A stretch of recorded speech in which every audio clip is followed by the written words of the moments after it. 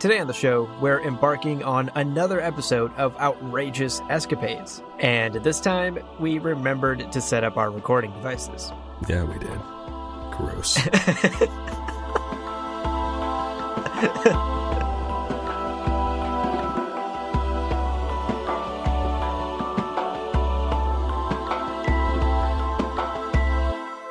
Welcome to Gamjabar, your guide to the iconic world of Dune.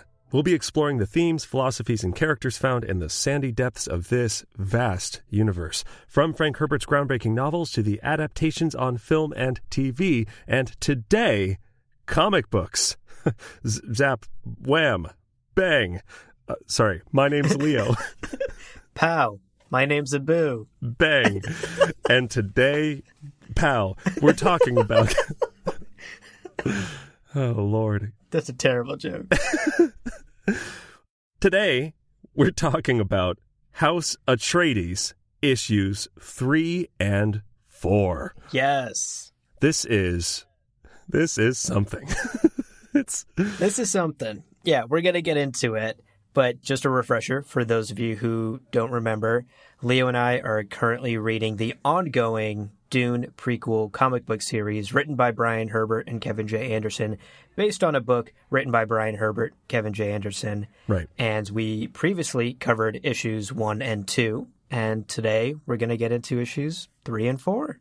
And these comics are based on a novel that is a prequel, so, you know, we could have a very shallow conversation, basically just recapping the comic books if we avoided spoilers entirely. Mm-hmm. But I think some of our thoughts and some of our feelings about this comic book wouldn't make sense if we didn't talk about the first Dune book. So this is a spoiler episode for the comic book series thus far. Again, we're up to date with issue number 4, and I don't think either of us have read the book. Have you? No, I haven't read the novel that this comic is adapting either. So we don't know what's coming next, and we haven't read the novel, so we can't predict what's coming next in the comic book either. This is new Dune lore to us. But you're totally right, Leo. It would not make sense to talk about a prequel series without actually talking about what it's a prequel to. Right. So today will be a spoiler-filled episode, particularly for the first Dune novel. So we just want to make that note at the top of the episode before we get into it. Before we start talking about issues 3 and 4, what happens in them, and our kind of thoughts about those goings-on, I did want to remind you all, we have an email address, gamjabarpodcast@gmail.com. We get a good amount of emails, and we just love hearing from you all about kind of whatever. If you have an episode idea, if you want to say hi, if you have a comment or feedback about a past episode, we'd love to hear it. Again, we take all of this very seriously. We love to hear from you. And also, we're always eager to adapt and improve what we are here at Gamjabar. Completely, yeah. And let us know what you think of us covering things like this comic book series. What other Dune content would you like us to cover? Because Leo and I have read the original 6 books from Frank Herbert. Right. We've deep dived into much of the encyclopedia, but Dune lore is massive and huge. Yeah. And we haven't consumed all of it. So let us know the parts we're missing out on that you want us to get into and talk about on the podcast. Just hit us up on that email, folks. gamjabarpodcast@gmail.com. Always open, because that's how emails work. 24 hours a day, 7 days a week. An electronic letter. It's an electronic letter. Just like Thor. Exactly. I'm so glad you got that reference. Anyway. Cool. Let's get into issues number 3 and 4. Right. We're going to go scene by scene through these issues. So let's jump into the first scene of issue 3. The comic opens up on Giedi Prime, right, where Reverend Mother Gaius Helen Mohiam, a character that we know very well from the first Dune novel, yeah, arrives and meets a young Baron Vladimir Harkonnen. Right. And she's here to get down to business, Leo. Yeah. I mean, in like 3 or 4 different ways. Yeah. At least. I mean, the reason she's here, Leo, is because, as we established in the previous 2 issues, the Bene Gesserit need Vladimir Harkonnen's genetic information to get one step closer to creating the Kwisatz Haderach. Yeah. The ultimate goal of the Bene Gesserit, to create this like legendary mythic being, the Kwisatz Haderach. And we've seen the plan. It's written on paper, if you remember. It's written on paper. There's some X's and O's. Very high tech. Right. Very cutting edge. As we discussed in our issue 1 and 2 episode. Definitely. So we've seen that plan. Reverend Mother Mohiam is here to convince Vladimir Harkonnen to impregnate her. And it's not going super, super well. Right. So the Reverend Mother arrives, and they decide to take this meeting to a more private area. And so they head to Baron Harkonnen's room. And it's a mess, Leo. It's a pigsty. It's so messy. And I get it, because, again, Baron Harkonnen, he is this sort of opulent, messy guy. But then in the comic, he's illustrated as this, like, strong-jawed, tall, regal-looking guy. It's kind of at odds with him, right? Like, the image of his room and the image of him don't really match up in this comic. Yeah. Though I guess I get where they're going with it. This is what he does in his bedroom is not a clean business. So, okay. Yeah. And look, he has no intention of cleaning up. He makes that very clear to the Reverend Mother. Right. He's like, we can have the meeting in here, but I'm not cleaning up. It's going to be this messy. And so they have this meeting in the Baron's room, and Reverend Mother Mohiam makes her pitch. She's like, I need you to impregnate me. Right. We know the secret stockpiles of spice that the Harkonnens have been sort of hiding from the Emperor. We are more than happy to reveal the hoarding of spice that you're doing to the Emperor, who will no doubt start an audit on your accounts. It's the worst. Unless right here, right now, we get down to business, Mr. Harkonnen, and you impregnate me. That is the pitch that the Reverend Mother makes. And I gotta say, our boy Vladimir, he hits back with an absolutely iconic line. Leo, between the two of us, you are the voice actor. I'd love to hear your interpretation of this line. Oh my God, the why would I? Oh my God, how dare you? Okay. And why would I want to do that? The procreation process with women disgusts me. Beautiful. Iconic line. Man, by the way, is this how people talk? No. Like, spoiler alert, no. The procreation process with women disgusts me. Okay, guy. So weird. Honestly, I got to this line and I was kind of frozen with shock. And I thought about it for, 60 seconds, which is about 59 seconds more than this line deserves. And I get the feeling that, like, the producer, the people behind this comic, whoever was publishing it, was like, this has to be PG. You can't say the word sex, Oh. Like, a lot of this scene taking place between the Reverend Mother and the Baron, there's a lot of implying happening here, right? Like, no one outright says, I need you to have sex with me right now. You're right, yeah. So, I agree with you. Nobody talks like this. It was a really jarring scene to get to. Truly iconic. The procreation process with women disgusts me. Yeah. But the Baron turns her down. He's like, no, I don't want to do this. It really, it boils down to her like, I'm going to snitch on you. And he's like, well, girls are gross. Right.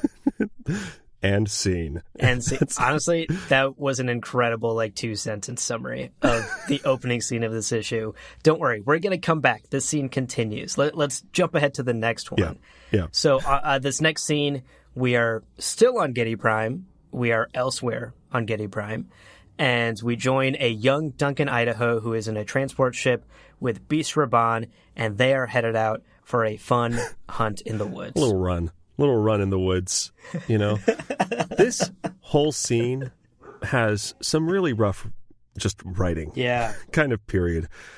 The whole comic series so far has not blown me away with the prose and handling of the language, but this section is tough. There's this actual thought bubble that Duncan has at one point where he says, quote, at least my parents are no longer Harkonnen prisoners. Raban killed them both. Jesus. Yeah. Thanks for thinking that, my guy. Because it's been a whole 4 pages of comics since that happened. Really important to remind us that it happened, and also clearly overwhelmed with remorse. Right. At least my parents are dead, This is an 8-year-old kid who just saw his parents get shot in front of him not 20 minutes ago. It's just... And this is the thought he's having. It's so jarring. What a weird panel. It's so weird. And then the hunt starts. Yeah. And, you know, on some levels, I'm like, this is kind of fun. This is cool. He's running through the woods. I get a real sense of, like, it's cold, it's dark, it's gloomy, you know. Yeah. There's some fancy artwork here, too, that I appreciated. Yeah. And then, and they put a tracker in him. This is important. Mm-hmm. They put a tracker in him so they can find him. He removes it blindly with the knife they gave him. So, yeah. Okay.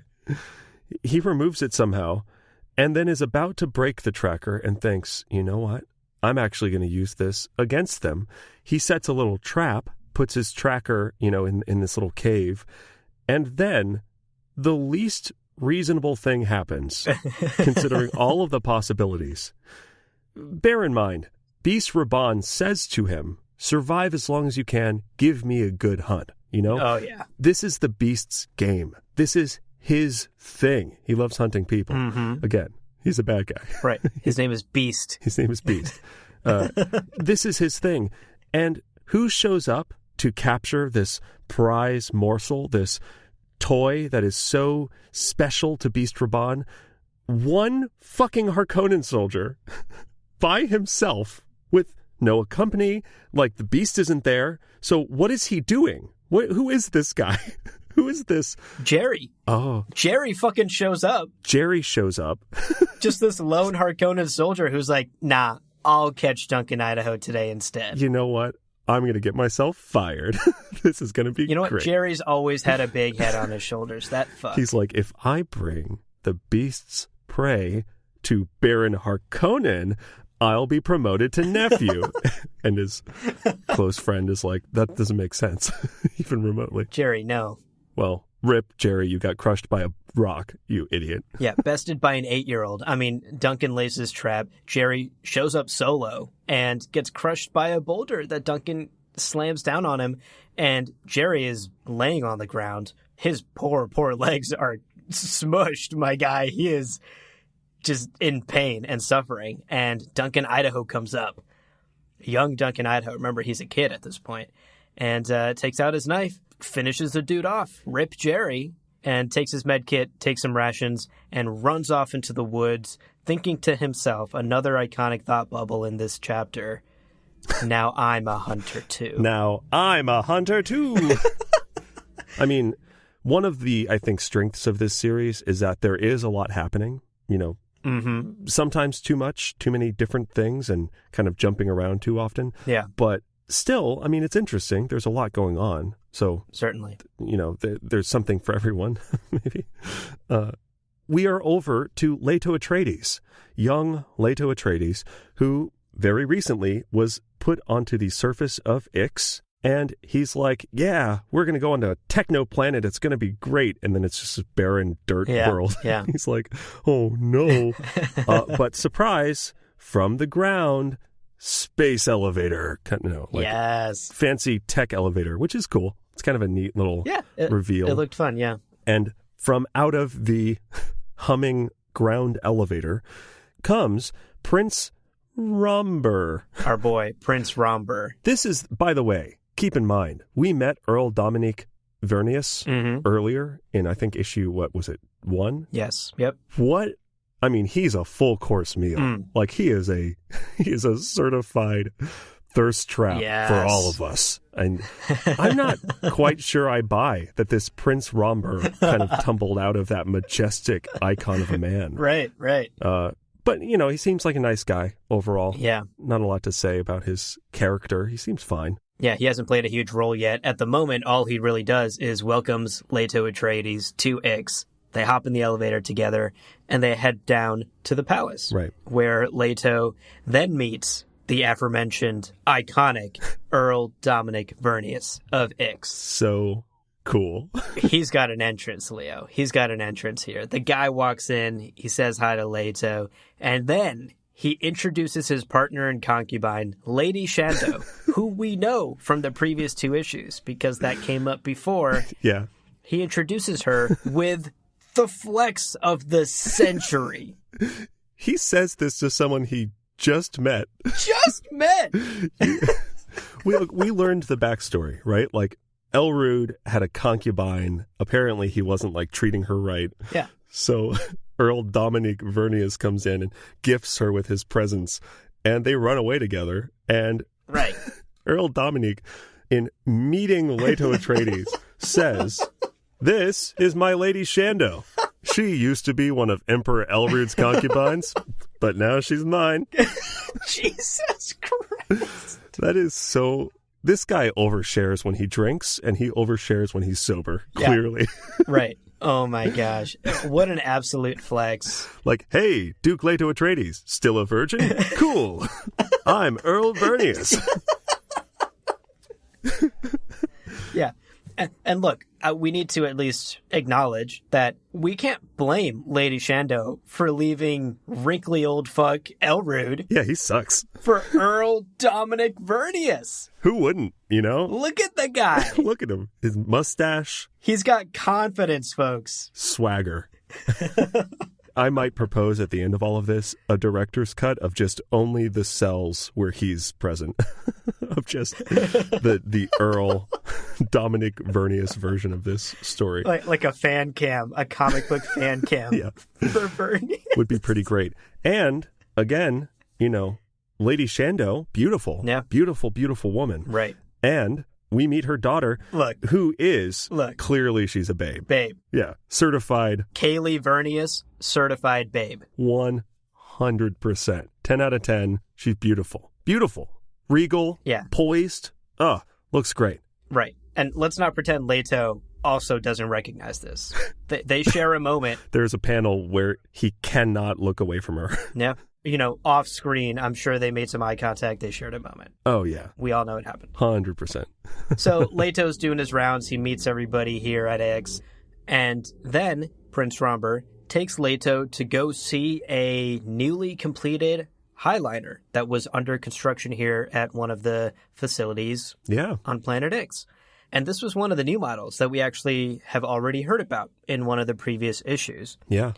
And in this scene, I think the most notable thing that happens here is that we catch a very quick glimpse, just a single panel. It's kind of a super wide shot. We don't get a close-up shot of a guild navigator. And from what we can tell, it's just this opaque black box being loaded into the highliner. This navigator is obviously the person who's going to be injecting spice and navigating and driving this ship.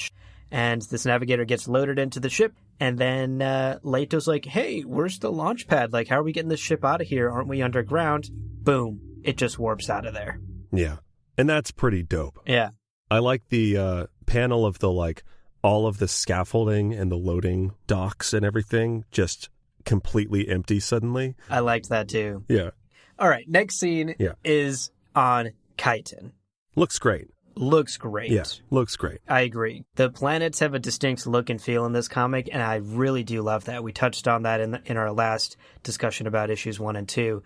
But a lot of the art in this comic I'm really, really enjoying, and probably my favorite part of that is just how distinct each planet looks. Totally. But we're back on Chiton, and we're back with our boys, Shaddam and Fenring. Yeah. And Leo, they're still plotting.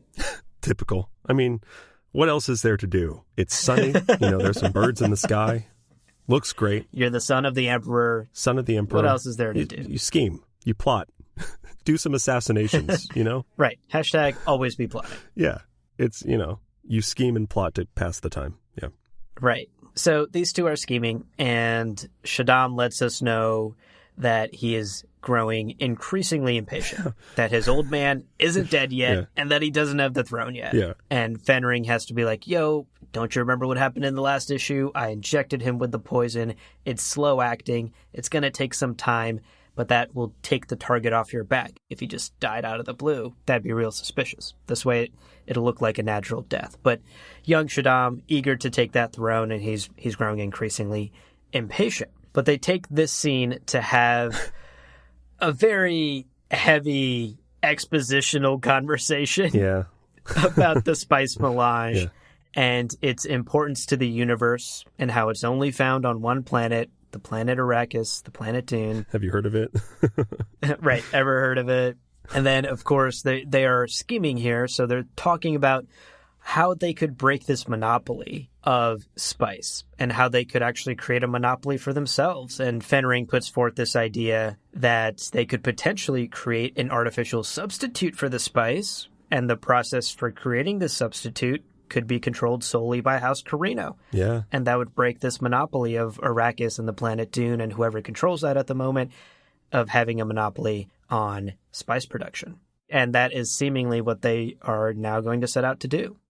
This whole scene does track with kind of how I understand, Shaddam IV and Fenring. Like, throughout this scene, Fenring is the one going, I have this plan.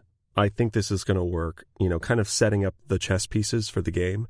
And Shaddam's like, oh, why isn't my dad dead yet? Right. When I'm emperor, I'm going to do this. And Fenring's like, okay, yeah, sure. Anyway, so we're going to do this and we're going to do that. And he's like, okay, yeah, but ew, the Tleilaxu. And the Tleilaxu, I mean, listen, I don't disagree with him. Yeah, totally. They're talking about creating artificial spice. And they say, who's the best with technology? Well, the Ixians, probably. Mm-hmm. And then he says, followed closely by Rachis, which I'll get back to in a second. And then, he says, but this task of creating artificial spice would be more biochemistry. And as we talked about in our technology of Dune, comparing the Tleilaxu and the Ixians, that is very much the realm of the Bene Tleilax. Setting up, I think, Abu, you and I agree, one of the most exciting reveals in this art style. It's like, okay, what's that going to look like? Yeah, can't wait. But again, through that incredible idea, Shaddam's brilliant retort is the Tleilaxu, filthy, scheming creatures. Mm-hmm. Yeah. Good thought, my guy. Thanks for contributing to the discourse. He's just a complaining, whining kid. He's just here for the exposition, okay? He's not trying to scheme. He's just letting us know the Tleilaxu are filthy. That's true. They're unclean. That's true. All right, so let's wrap up issue number 3, the final scene of this issue. We are on Arrakis. Yep. With people's sexiest man alive and Imperial planetologist Pardo Kynes. Yo, he can terraform me any day. It's great. Hell yeah. You want to learn all about my ecology, baby? Hair looks great, too. He's got a good routine going. Yeah. I like he's got it. Yeah, he's looking good. And he's out here in the desert doing planetologist shit while he's looking good doing it. I can't talk right now. I'm doing hot guy planetologist shit. Yes. That's the TikTok we need. Go, internet. Make it happen. Right. Right. Exactly. So that's what Pardo Kynes is up to out here on Arrakis in the desert when he suddenly comes across a group of Harkonnen soldiers fighting a group of young Fremen. Yep. And what does our hot guy planetologist Pardo Kynes do, Leo? Does he run away? If he did, he would still be very attractive. But he doesn't. He doesn't. He thrusts himself into battle. He runs headlong. And not because like, screw the Harkonnens or I'm going to get revenge or anything dirty and gross and mean, he goes, that's not a fair fight. Yeah. That doesn't look like the odds are stacked in the favor of those Fremen who I have no, particular. He's fascinated by them. He's interested in them, but he's not one of them yet. Yeah. He's just going, that fight's not fair. It would be wrong for me to stand back and do nothing. So badass. Badass. He charges into that fight. Look, all I got to say is honorable. Yeah. Smart. Uh-huh. Good looking. Yep. And my guy can fight. Yo. Ladies, watch out. Dominique has some real competition here. Real competition in the hot guy rankings. Some real competition here from Pardo. So he rushes in and he helps these Fremen defeat the Harkonnen soldiers. Yeah. Unfortunately, during the fight, one of the Fremen takes a pretty brutal looking wound to like the neck shoulder area. And Pardo rushes over here at the end of the comic in the last couple of pages, cradles the guy in his arms as he's sort of bleeding, takes a second to admire Fremen coagulation abilities out here in the desert. Again, he's a smart dude. Smart dude. Knows words like coagulation. And then issue number 3 ends on a final panel where Pardo Kynes is holding this wounded Fremen in his arms, and the other Fremen approach him. And we kind of end on this cliffhanger of, what's going to happen between Pardo and these Fremen? And we find that out in issue number 4. What a cliffhanger for anybody who hasn't read Dune. Really on the edge of my seat here, wondering what's going to happen to this in this prequel series. Yeah, totally. In this prequel series to the book I have read multiple times. Yeah, totally. The suspense is killing me. So we move on to issue number 4. Number 4. And it starts off explosively and a little bit confusingly. We are on Giddy Prime, picking up where we left off. Young Duncan Idaho has recently killed Jerry and stolen his snacks and weapons. And R.I.P. Jerry. Rip Jerry. You kind of sucked, but, you know, life's a life. And Duncan's there. He's nursing his little cut back area where he removed blindly the tracker. He, he's off. He's making his way downtown. Yes. Shooting quickly because he encounters like a Raya wolf or something. Kind of a, I don't know. What do you think that is? Is that a Raya wolf? I don't know that it's a Raya wolf just because the timeline maybe doesn't line up, and this is super fucking geeky, but Raya wolves exist on Seleucus Secundus, and we have no confirmation that they do exist on Giddy Prime. Whatever. It's a giant, scary-looking fucking wolf. But easily frightened. Easily frightened. Yeah. By a classic laser gun. And this all happened so fast. It was like one panel, the wolf shows up. Second panel, the wolf is gone. But he survives this brief encounter with this wolf and then climbs a tree, and he sees a light out in the forest, seemingly from a ship. And he decides, oh shit, that's maybe my ticket out of here. I should head towards that. And to be clear, he is actively being hunted at this point. Yeah. There are Harkonnen soldiers, Beast Raban in tow, out there. Again, still even remotely no explanation for Jerry, who like forged ahead on his own. Like they really could have had someone go, where did that guy go? I don't know, whatever. Yeah. But no, they're just, this is the pack of them. I guess this is the main, Right. He splintered off from the pack. Always a lone wolf, Jerry. Always a lone wolf. Duncan Idaho used boulder, Harkonnen fainted. So he recognizes he's being actively hunted by these Harkonnens. He has this like hand light, and he decides, he's being hunted by these guys. He decides, setting that trap on that idiot Jerry seemed to work pretty well. Yeah. Clearly these Harkonnens are not the brightest bulbs in the I don't know, onion bag.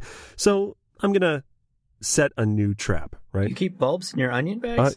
Aren't onions called bulbs? Oh, is that true? I mean, brightest bulb usually means light bulb, right? That joke was written by a Harkonnen, so if it doesn't make sense to you, I blame Harkonnens. Totally.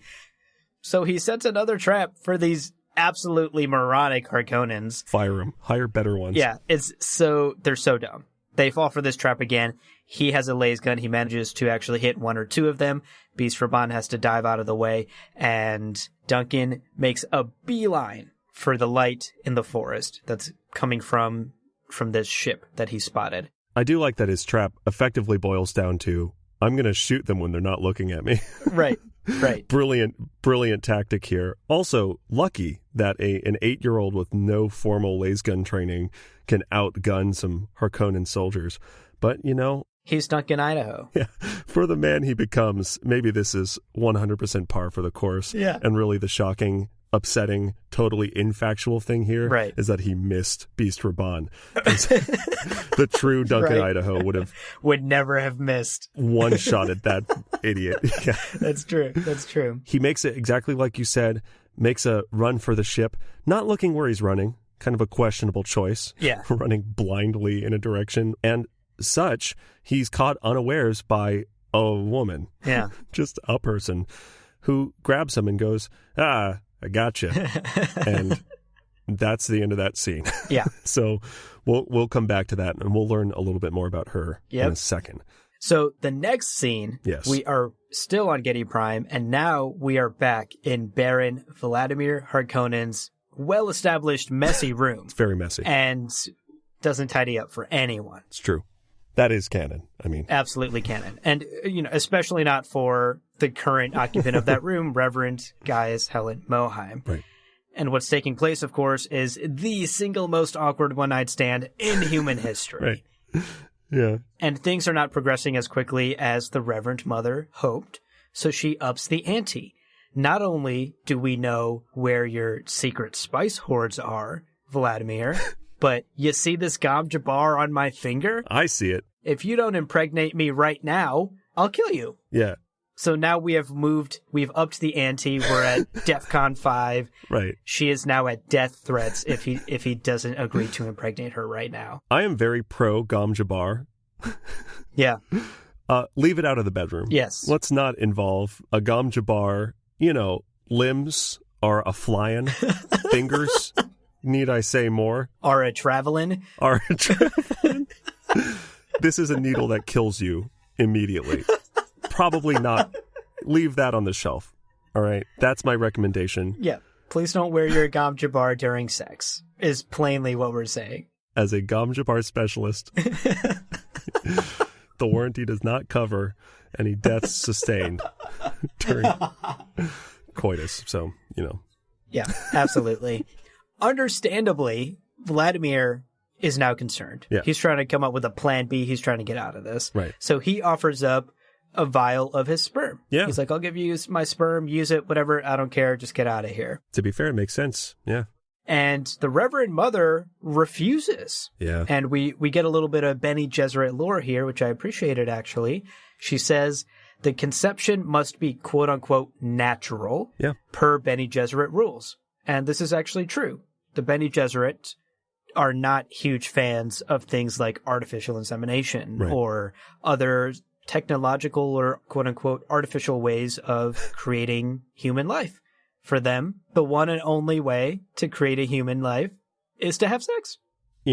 I do kind of see this as like one of the things the Bene Gesserit have done is they've gotten very good at like sexually imprinting on people and using sex as a means of controlling people. You gotta imagine around the table at Chapter House that top Bene Gesserit kind of... The top brass. Yeah, the top brass, the top Bene Gesserit brass. They're like, hey, we discovered we can inseminate artificially using just a vial of semen. That's way easier. Do we just want to do that from now on? And they're like, but we spent 4,000 years getting really good at seducing people. Like, what? You want us to go back on that? Yeah, there's a bit of sunk cost fallacy going on here. Right. Exactly. Yeah. Yeah. So at this point, our boy Vlad is like profusely sweating. He is wet. He is wet and not in the way that the Reverend Mother hopes. Wab. Wet ass Baron. He is sweating. Our boy is backed into a corner. He knows he is fucked. Really, it reminds me of the like Key and Peele meme. Yeah. I love Key and Peele. Yeah. And this panel right here reminded me so much of it. Like it's so he's so sweaty. But of course, the Reverend Mother is not going to take no for an answer here. She's going to go ahead and take one more jab at the Baron as she lays down and prepares to be impregnated. Right. Because at this point, I feel like everyone in the room knows what's going to happen. He has no choice. As she lays down, she says, quote, "Make it quick, Baron, though I expect that is how it usually happens." Got him. Oh my God. Get this man to the burn ward. That's incredible. 3rd-degree burns all over his body. Savage. So brutal. I do like, he's reduced to the next panel of him like removing his jacket. He just goes, "Witch." Witch. just like, what else do you say? Yeah. It's great. It's over. It's over for the Baron. And at this point, he has no choice. And he grits his teeth and he does the deed to impregnate her. Right. And then the camera pans out in the next panel here. And Leo. Yes. We realize someone's watching. Who would be so vile, so invasive, shall I say, twisted to gaze upon this act of political coercion? Well, you know what? Frankly, I had no idea. When I read this, I was like, I didn't either. Who the hell is this? Who the hell is watching this? the camera zooms out. We get this view of, I guess, a window into the Baron's bedchambers, Why? which is troubling. Yeah. What? Because it's also not in like a hard-to-reach place. This is just in a hallway. In a hallway. Yeah. Like you're walking down the hallway, going to get some coffee from the break room, and you look right, and you're like, oh, Oh, yikes. the Baron's having sex with someone. Oh, cool. I guess. The person watching through the window Yeah. is none other than Piter de Vries University. Oh, my God. Go Bobcats, damn it. Go Warthogs. And he's sort of loving this. I mean, maybe too much, but he's going, oh, my poor Baron has to sleep with this woman. And he says, and again, I don't know what this does. Yeah. Narrative wise, other than just I don't know what's happening. Yeah. Piter is weird. He says, I have spied on many of your outrageous escapades, Baron, but not like this. Which I would argue probably exactly like this. Yeah. There's a window. It's real easy to access. Yeah. Is it spying, or are you just walking down this hallway? And then he goes, if only I had set up recording devices, as he licks his lips. Licks his lips. Yikes. I have questions. Yep. I mean, this is almost objectively funny. Right. Hence our joke at the beginning of the episode. So weird. And yeah, I don't know what it does for Piter's character development. I don't know if we're getting some payoff on this later. No idea. But for the moment, all we know is that Piter can watch the Baron do whatever through this window, this inexplicable window. A publicly accessible window. Maybe at this time the Harkonnens are like really big on transparency. I don't know. It's like the door open rule parents have in their houses. Yeah, exactly. Again, art looks great. There's this great blue light coming out of the window, and it's underlighting Piter. He looks very devious. The hatching is really intense and cool. It looks great. Yeah. It's just weird. Totally agree. I agree with you there. All right, let's continue powering through this issue. The next scene. Right. We are back on Planet X with Leto and Romber, Prince Romber. And they are currently training with a mech, MEK, as Absolute Certified Babe Kaylee watches. And this was kind of interesting. So they're training with this mech, and the idea is that the mech can anticipate human movements. Suspicious, okay. Right, suspicious. So the trick is to sort of fight it in an unpredictable style, in an unpredictable way. And Prince Romber manages to score, what was it, 6.5 on it, whatever that ranking is for the difficulty level on the mech. And then it's Leto's turn, and he steps up to the plate. And as we've mentioned, Kaylee's right there, so my guy needs to show off, right? Yeah, has to, yeah. So he's kind of puffing up his chest, and he's like, okay, I can take on this mech, I can beat your high score. And as he steps up to this mech, he also takes a moment to remind us how much of an absolute square he is. Yeah. Because he reminds everyone in the room, hey guys, by the way, the Great Convention bans machines made in the likeness of the human mind. Is that this machine? Is this machine like artificial intelligence? And Prince Romber quickly brushes this off, and he's like, Leto. We know what we're doing on X. Just fight the thing. And so Leto does.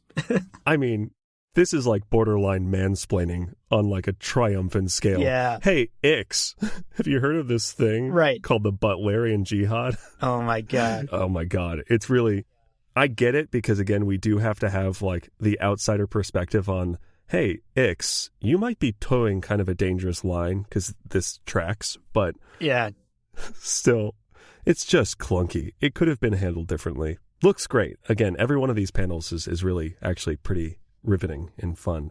Yeah, and I actually liked the mech design as well. Yeah. It was kind of cool and futuristic looking. But Leto, of course, here steps up, fights the mech in the next couple of panels, and manages to not only defeat it, but break it. Yeah. And then in an absolute flex, he's like, I don't think this is ready for market yet, guys. I broke it. And Leo, right? You bet your ass Kaylee noticed. Yo, she's blushing. She's blushing in that next panel. Nothing sexier than someone destroying his friend's technology. Leto's like, heard you have this expensive thing. Would be a shame if I just destroyed it. Yeah, Kaylee's like, give me that toxic masculinity, baby. Love it. I loved when he asked us if we knew what the Great Convention was. Right. Asked us about our own deeply troubling history. It's pretty great. But she's blushing here, and at this point, this comic book is not even hiding the fact that Leto and Kaylee, there's something brewing here. Yeah. Now, the next scene takes us back to Arrakis. We're back in the arms, the loving embrace of the galactic heartthrob, and, of course, Guild Tinder brand representative, Pardo Kynes. Pardo Kynes. We'd all swipe right, don't pretend you wouldn't. And he's cradling this injured young Fremen. I wish he was cradling me. Just the way we all wish he would cradle us. And it turns out, bum, bum, bum, this injured Fremen is Stilgar. Hey! Ever heard of him? Ever heard of him? That's kind of fun. So the Fremen, having noticed that he kind of saved Stilgar's life, are saying, you know what, we can save him. He's not going to die, but we're going to need your car. So they dump all of his planetologist shit out of the back of the car. They're like, let's get rid of these rocks. He's like, my rocks. Yeah. What does this instrument do? It looks expensive. Toss it in the sand. Because they need it to bring the Harkonnen bodies back to the Siege. Mm-hmm. And, of course, Kynes, being ignorant of the Fremen ways, goes, wow, like, why are you hiding bodies? And they're like, no, we're going to drink them. Calm down, guy. Right. It's great. We're not wasting the water here. We're not wasting water. Right, exactly. And yeah, he ends up walking, basically, to the nearest Siege. Right. And the nearest Siege is called Redwall Siege. And he enters here and is honestly just geeking out. Kid in a candy store. Yeah. Kind of loses his mind. Yeah, kid in a candy store. He's like looking around. He's like, what? You guys make your own still suits? That's so cool. Did you carve this Siege out of this rock outcropping? Yeah. What is going on? Like, he is just absolutely overwhelmed and excited to be so exposed to Fremen culture, who we have to assume at this point are extremely secretive and extremely in hiding on Arrakis because the Harkonnens are in control of the planet at the moment. So he is, yeah, like you said, that's a perfect analogy. Kid in a candy store kind of losing his mind as he enters this Siege. The Nabe of the Siege, Nabe Hainar, is obviously annoyed that these young Fremen would bring an outsider in, an Imperial outsider. So he goes down to the entrance to talk to Pardo Kynes, as Kynes is like, at this point, kind of touching stuff, like touching the still suits. Yeah. So the Nabe sort of walks up to him and confronts him and asks him why he's here. Yeah. And Pardo Big Balls Kynes over here declares to all the Fremen in the Siege who have now sort of gathered to see what's going on, like who this white boy is that just walked into their Siege. Yeah. He turns to them, like raises his hands in this next panel and declares that the Fremen can help him with his, quote, grand environmental plan. I do love the Nabe says, you can talk, sure. Tell us about your thing. Yeah. Whatever it is. And we're going to decide over here whether or not we're going to kill you. But go ahead. Talk until we decide. Right. The council will decide. Yeah. Yeah. And you got to respect the cojones on a man oh my God. in a room full of people who could kill him in a situation where he's probably going to get killed. And he's like, guys, I've got a great business opportunity for you. Right. Can I make you the sales pitch of the century? And he does it with just this big smiley emoji face. Right. The theatrics. It's really, I got to say, I'm bought in. Yeah. If I was one of these like curious, not quite antagonizing Fremen, I'd be like, all right. Right. I'll help you. Sounds great. Swipe right on the grand environmental plan, folks. Like, I'm in. He's got that side part. He's got it. He's got it. Yeah. But that's where that scene ends at the moment. Right. And then we jump forward to the next scene. We are back on Kyton, again, as established. Real beautiful panels here. Kyton is quickly becoming one of the most visually distinct planets in this series, and probably one of my favorites. And we are at an Imperial observatory on Kyton, with once again, our boys, Shaddam and Fenring. And Leo, guess what they're doing? Scrabble. Close. Oh, God, it's not Scrabble. Oh, no. They're scheming. Smash Brothers. Oh, scheming. Right. Hashtag scheming, always be scheming. Hashtag always be scheming. They're at this observatory and they're scheming. This scene felt very inexplicable and weird to me. But basically the gist here is that they're looking through this observatory up at a highliner that has brought, as Fenring tells us, the best Tleilaxu research to Chiton on Fenring's request. So in the previous issue, as we've discussed, they talked about creating a synthetic artificial spice to break the monopoly of Arrakis. And Fenring has reached out to the Tleilaxu. He was like, hey, send us your best guys. We have a business proposal. And so they're looking up through this observatory at the Tleilaxu, arriving in his highliner. And once again here, Shaddam voices the fact that the poison that's killing his father is taking way too long. And he's growing impatient. And that's kind of it. Like, that's all that happens in this scene. Yeah, not a lot. And I gotta say, this is just a continued reminder. I think, how do you feel about this constant complaining from Shaddam? I feel like someone in the writer's room or the creative team thinks the audience needs constant reminders of what just happened in, like, the last issue, you know? Like, there are a number of, we've sort of joked about the writing a few times in our discussion today. And a lot of that has been like, oh, they're awkwardly pointing out the thing that was established in issue 1, or they're awkwardly reminding the audience of a thing that happened in issue 2. And I understand, like, comics usually come out like 1 month apart. You have 30 days in between for people to forget what they just read in the last issue. Right. But, yeah, I don't know. This seems like a, don't forget that Al Root is being poisoned and could die at any moment. It's like this, like, silly reminder of this thing that's happening. That's how I see it. How do you see it? Yeah, no, I'm right there with you, because I do think that it's good that Shaddam is this impatient, kid, basically, next to the prodigy that is Fenring. But they've already told us that, and that they're taking another, like, page or two to show us again the same stuff. I have issues with this scene, but I think it's more with the presentation of the comic and the way that the scenes are being given to us. Yeah. Not so much about, like, the characters, Fenring and Shaddam play their parts in this scene well, but I just don't think we need this scene other than, at the end of last scene, Fenring could say, I'm going to put out word to the Tleilaxu and they'll show up. And then this final panel of them arriving could be at the top of the next scene. Totally. We don't need this middle thing.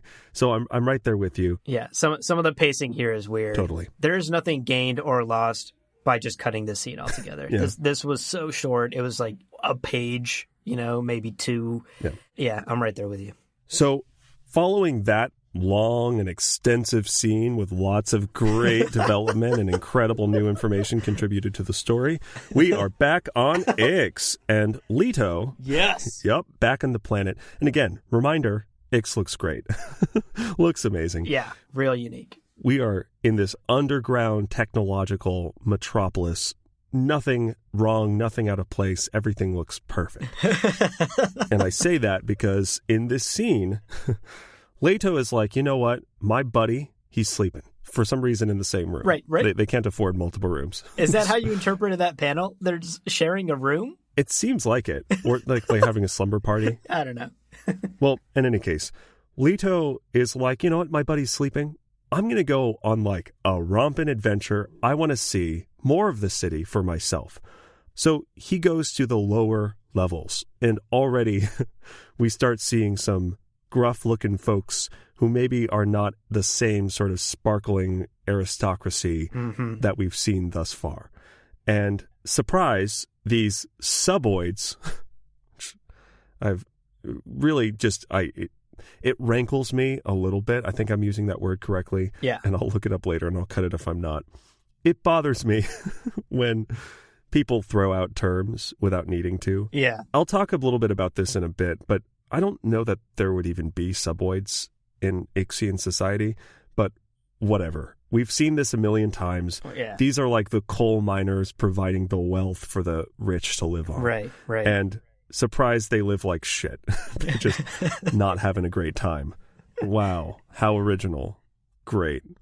Yeah. I will say this speaks a little bit to the type of person Leto is, right? The Atreides are ostensibly the good guys in the Dune universe. They're our protagonists. Right. And the fact that Leto even cares to go to the lower levels and meet these people and even makes an attempt to. Yeah. I imagine Prince Romber has never once given a speck of thought to a single suboid, right? Totally. Yeah. Leto here, we're kind of getting a little bit of character building for the type of person he is. He cares about the people on the lowest rung of the ladder, and he wants to go meet them and see them. It's a good point. Yeah. And so he does. But you're right, like this is a very classic story of just the poor and downtrodden people who are ignored by the nobility.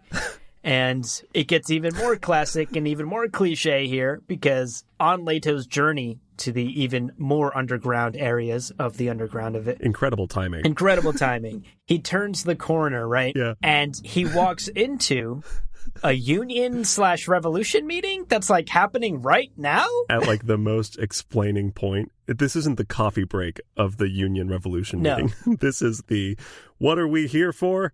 To overthrow them because they're breaking the rules. And every single word is exposition. Yeah. And it's all heavy and it's all awkward and it's weird. Yes, totally. It's so weird. But the gist here is that the suboids, this lower class of people, this oppressed class, are mad, not really because they're being oppressed. Yeah, not a problem. Which would be seemingly the reason. They're into it.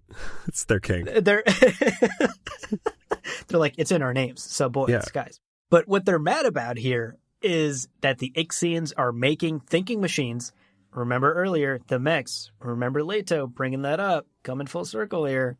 They're mad that the Ixians are making thinking machines, thus breaking both the laws of the Great Convention, as Leto said a few pages earlier, and also breaking the tenets of the Orange Catholic Bible.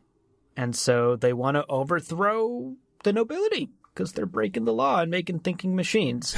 And then at this point, the suboids turn and they see Leto listening, and they're like, what the fuck? Who invited this guy to the union meeting? And he hits them with the classic excuse, I got lost. I got lost. Got him. They'll believe you on that one. They don't believe him on that one, actually. Oh. And they chase him. Oh, no. And then he kind of makes a mad dash. He finds one of the elevators where only the nobility have the access codes or whatever. Sure. And he jumps in that elevator and gets out of there. And that's where this scene ends. You know, I really want to take a moment and say, great point about this showing Leto built like his character. Yeah. I hadn't even thought of that, but that really is such a good point. Leto Atreides is the people's leader. He's the guy who sacrifices the spice harvester to save the soldiers. He's the guy who, like, you know, I imagine him, you just started like basic training and he's already learned your name. Yeah. He's that kind of guy. But it just hinges on this weird thing because you got to think, if the Ixians are making thinking machines, the entire population of Ix, being all basically banished scientists from Rachiz, would be in on it. Or if you're going to keep the secrecy, if you're going to keep it a secret, why would these like low-level workers find out about it? All of this rings very like, it needs to happen, so it's happening, and not it makes sense for it to happen. It needs to happen because Leto needs some conflict on Ix. Right. And so this is a thing that's now suddenly happening. Yeah, and that's a vibe that we are sensing through many of these issues, and particularly in this next scene, in the final scene of this issue. Yeah. And again, this was, if you remember, one of the things I was looking forward to so much. We get our final scene, and this is back on Giddy Prime, and full circle, you know, first panels are Duncan, Idaho. Now we're back with Duncan, Idaho. He is with this woman, Janice, and she is taking Duncan away just the whole time, gloating about how much she hates Beast Raban. Yeah. And she's like, oh, he's going to be so mad. This is hilarious. Like, this is the ultimate prank on this idiot Beast Raban. Yeah.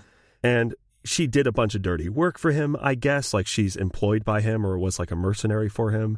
She did a bunch of work for him. He didn't follow through with rewarding her appropriately. So now she's just fucking with him. And she's like, well, if I abduct his person he's hunting. Yeah. That'll really get to him. It'll really annoy him. Yeah. That'll Got him. Got him. That's good. And that's her entire reason for that. And she just says this to Duncan Idaho, who's like, oh, right. Well, it's not about me then. You're just, I guess I'm glad I'm not dead, but still kind of expected more from this grand savior. Yeah. Which, that panel where he's like looking at the window and he's like, oh, that's weird. This has nothing to do with me. You're just like, you have this beef with Beast Raban, which is why you're doing this. Right. And I read that panel and I was like, yeah, I'm also thinking this, Duncan. I'm with you. What? This is this lady's motivation for doing this? It's we've mentioned it. Like, it's just like, this thing needs to happen. Duncan needs to get out of here. So this random character has beef with Raban or something. And I believe that there are characters that have beef with Raban. Like, he's an asshole. Sure. And everyone hates him. Yeah. But she is absolutely a manifestation of plot. Yes. She is just, you needed a thing to get you from point A to point B. Now, that point B is the Getty ship launching area where you're going to leave the planet. And she says to him, you know what? You could run away, but that's not smart because, I'm trying to get you off the planet, which would probably be pretty good for you. So I'm going to use you to pay another debt, which, we'll just take those words and believe them. Right. Some unexplained debt. Yeah. Yeah. This woman owes everyone. She owes every person in the galaxy. She takes him to this guy named Reno. Mm-hmm. And she's like, yo, I got you that thing you needed. Right. A human to like do your chores. Yeah, exactly. Yeah. Reno's like, oh, nice. You got me the ship rat. I need him to do all the ship rat things on my vessel here. Yeah. And conveniently, talking about going from plot A to plot B to plot C, right. The ship is heading for Caladan. So that's how we're getting Duncan Idaho from point A to point B to point C for Caladan. That's how he's getting to Caladan. And that is where issue number 4 ends, is Reno takes Duncan away onto this ship and casually mentions that they're headed for Caladan. I have so many thoughts. Yeah. But so many thoughts. I'll save them for a minute, because now that we've kind of talked about what happens in these 2 issues, let's talk broadly about our impressions. What did we think? How did we feel? And I'd say, go ahead and start, Abu. What did you think about these 2 issues? Did you like them? Did you hate them? Yeah. What are your thoughts? How are you feeling? I think anyone listening to this episode has clearly sort of picked up on our vibes here. You love it. It's on your what favorite. we think of on what we think of issues 3 and 4. Yeah. To me, issues 3 and 4 were just super meh. And we have joked sort of time and time again about the writing. I think some of the writing here was ranged anywhere from mediocre to bad to cringe to just why? Yeah. There were some weird pacing issues. We've mentioned the scene at the observatory in issue 4 that just didn't need to be there. Right. There are some silly sort of plot points that happen just because the plot needs to move forward, with the suboids, with Janice taking Duncan off planet for some reason. And I think one of the issues that's starting to sort of bother me as we get deeper into this comic series is that so many of the characters that we know have depth, because they do in Dune, right. in the books, here in the prequel, are just so one-dimensional that it's almost funny. Like, it unintentionally makes me laugh. Yeah. That Duncan Idaho is like, my name is Idaho, I am the hunter now. The procreation process with women disgusts me. Exactly. We know these characters have depth and motivations, and they're well-rounded because we read about them in Dune, in the books, and now here in this prequel comic series, they're just so flat. So many of them are so flat. And even Leto, who arguably is one of the better characters thus far in this comic series, even Leto has these weird moments of characterization where he needs to nerd out about the Great Convention. Right. And it's like, there's so much more here, so much depth here to these characters that we're just either glossing over or ignoring or just improperly handling. So these 2 issues I was not a big fan of. And again, this is a 12-issue series. I'm hoping more will happen, frankly. Like, we read these 2 issues, and I was kind of like, nothing happened, really. Like, I guess Duncan escaped, and Right. we're setting up a subvoid plotline. But Shaddam and Fenring did a lot of talking, but no actual thing happened with those 2 yet across these 2 issues. Stilgar got saved. Stilgar got saved, I suppose. Yeah. And, Pardokines looked great. So appreciation for that as well. Yeah. So, yeah, maybe, I guess some things happened, but it seems to be so slowly paced, or maybe just awkwardly paced, that it feels like nothing happened. There are, like I was saying, there are 12 issues, and we're only a third into it. Maybe things will pick up. Maybe some of these earlier scenes that aren't making sense to us at the moment, like Piter looking through the inexplicable window into the Baron's bedroom. Right. Maybe that will have payoff later in a few issues. Yeah. Who knows? I'm hopeful it does. Right. But if we were to take these first 4 issues as sort of a template for what to expect for the next 8, I'm not hopeful. Right. So this was very meh for me, and I will continue to read the series, and we'll probably continue to cover it, because honestly, to me, at the end of the day, more Dune is good Dune, and I really am truly enjoying the visuals. I like reading comic books, and this is a comic book in one of my favorite universes, so at the end of the day, I'm biased towards it regardless, but there's not a whole lot to look forward to. Yeah. I will say I'm looking forward to the Tleilaxu, I guess. I want to see what this interpretation of the Tleilaxu looks like, because I have been really enjoying the art. I've been enjoying the character designs, and I hope the Tleilaxu have a unique look to them. What about you? How did these 2 issues hit you in particular, and how have the 4 issues we've covered so far been for you? Probably not a surprise to anybody, but we're on very much the same page. It looks great. Totally. The art, a lot of the visuals, a lot of the characters, for as one-dimensional as some of them are in the way that they're written, they look wonderful. We were both really excited to see Ix, and they deliver. Yeah. Like, Ix looks spectacular. And the Fremen Nabe looks so badass and cool as he says, we're going to decide your fate. And again, exactly to your point, you say, hey, Leo, there's going to be 8 more of these. You excited for 8 more collections of Dune art? Yeah, sounds great. Yeah. Now, I've read, we'll say I've read 1.5 of Brian's books. And I'm not surprised that the writing here is clunky. I don't want to, be too mean, but oftentimes it really does feel like you have this Dune universe with these incredibly well-rounded characters. Even the Baron, who can seem, if you only read Dune, to be kind of a caricature, Yeah.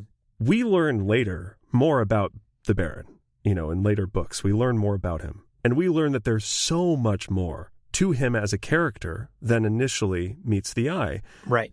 And it feels almost intentional to then take these characters who have all of this incredible depth, and then to write them to just be like the Baron that we meet in Dune would have on the spot come up with some counter proposal.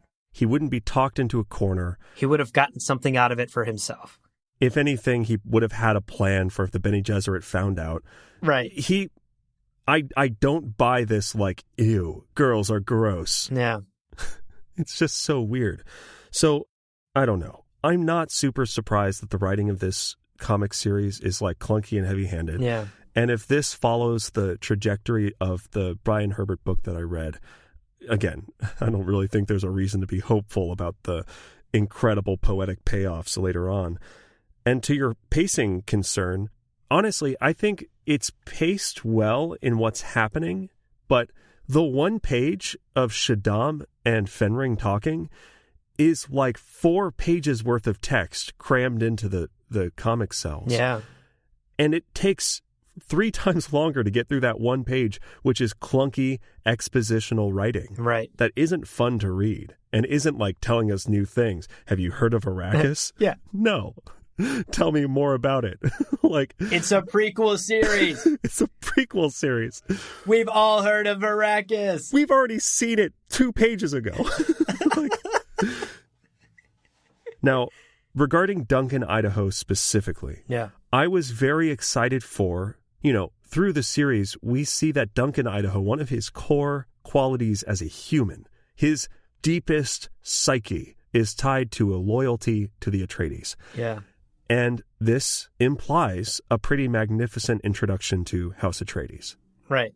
Duke Leto Atreides really saved him in a way that left a lifelong, deep psychological mark. I'm not buying it so far.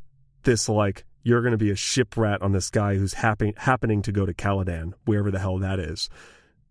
It doesn't feel like they're setting up the payoff that we need for you to justify telling me this story.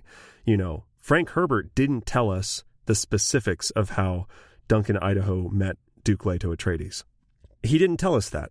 So if you as the author go, hey, I've got an idea. He ended up on the planet and they were like, hi. You've taken away from us the opportunity to have that being told to us in a better way. Or how do I want to say that? Like, you've taken away the mystique of that legendary. And you've made it bad. You've made it not believable or ham-fisted. Yeah. Maybe it needs to remain mysterious. Maybe it needs to remain one of those unexplained things. And if so, don't touch it. But shooting your shot, missing, and then getting the whole game canceled is not cool. So that's my feeling on that. Again, I am still looking forward to that fateful first panel of, like, maybe them shaking hands or something. You know, like, that's going to be powerful no matter. I'll be so angry if they fuck that up. Because it's Duncan Idaho meeting Duke Leto Atreides. That's got to be incredible. If it's not, I'm going to fucking burn something down. Anyway, the art is beautiful. Can't wait for issue 10. Can't wait for that episode. Issue 10, right before Leo's immensely disappointed. I mean, look, give us the Earl Dominic Vernius spin-off series that we deserve. Every other page. Do something with a character that we don't have attachments to. Yeah. Seriously, yeah. I think that's why Dominic Vernius is so attractive to us. Like, he's great. We don't know anything about him. He's relatively new to us, and there's limitless possibility for, like, how did he steal Shando? I want to know what moves this guy's fucking putting out there to steal the Emperor's girl. I need to take some notes. I desperately need your help. Teach me, Vernius. Yeah, it's such a good point. Like, some of these characters, and I really think it's the art. I mean, I think some of these characters, I want to learn more about this Nabe. Yeah. You know? I want to learn more about this old, grizzled Nabe. Right. And you could tell a really great story. You could give us this beautiful artwork and these great characters, tangential to main plot things. Yeah. And look, someone tell us Pardo Kyne's hair care routine. Is it like L'Oreal? How is he getting those locks? Those golden locks? He has to have been in a pinup calendar. Yeah. And if he hasn't, he's gonna. He's gonna. Be. It's all cod pieces. 12 back-to-back pictures of Pardo Kynes in a cod piece. It's practical desert wear. This is Dune 101. It breathes. Cod pieces. It's hot. Hot and it's dry.